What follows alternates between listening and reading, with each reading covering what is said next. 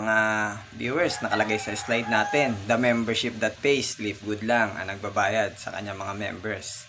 At yung makikita nyo yung mga X, yan yung mga company, Amazon Prime, Netflix, Sam's Club, Costco, Disney Prime, Spotify na hindi nagbabayad sa mga member nila. Si Sleep Good lang yung nagbabayad sa mga members niya, nagbibigay ng kita, earnings. Di ba napakagandang company ni Sleep Good? Wala kayong talo.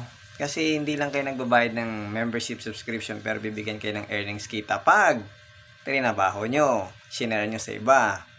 Diba? Nag-direct kayo ng friend nyo. So, babayaran kayo ni Netflix. Sorry mga viewers, ni Sleep Good noon. Nagkamali tayo. So ito mga company, hindi sila magbabayad sa inyo. Yung mga naka-X. So, yun.